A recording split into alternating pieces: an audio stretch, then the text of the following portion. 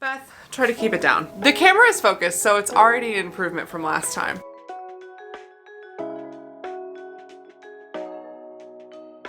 Hey guys, I am Kelsey and welcome back to Saint Stories. If this is your first time here, you picked a pretty good time to jump in because this is more of just a little bread and butter video, if you will. Here in Saint Stories, we talk a lot about the examples of the saints and how we can be inspired by the ways that they pursued the heart of God.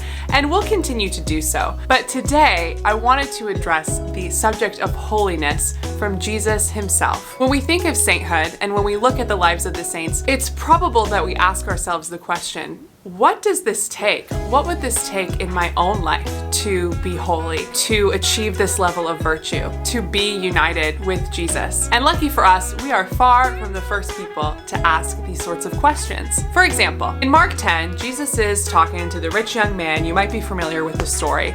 And he's saying, Lord, I've followed all the rules. I've kept all the commandments. What will it take for me to inherit eternal life? And Jesus, clear as ever in his response, says, you lack one thing. Go sell everything you have, give that money to the poor, and you will have treasure in heaven.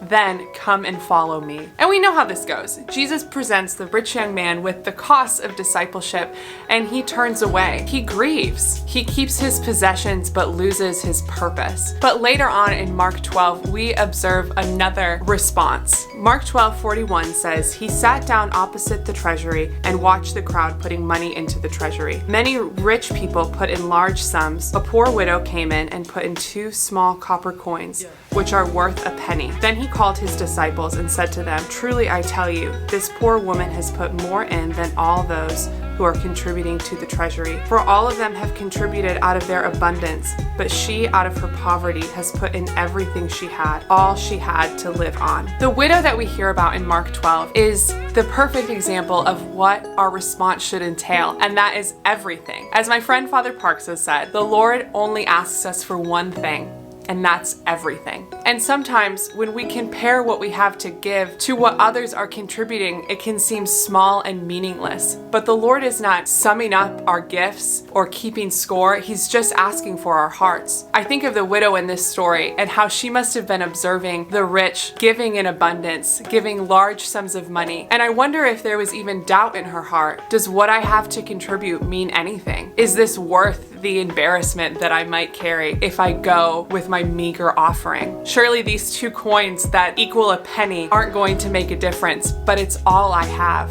And so that's what she gives. And the same is true for us. Whatever our everything looks like, it's what the Lord wants. The Lord wants us to embrace our poverty, embrace our smallness, so he can fill us with his grace, with his love, and with his purpose. And I love thinking back to Mark 10 when the Lord is talking to the rich young man. He's not just telling him what he lacks, what he needs to do, but what he will gain. And that is treasure in heaven. That is union with Christ. The Lord isn't asking us to give him everything so we can feel empty or stressed or worried or wonder how we're going to do X, Y, and Z.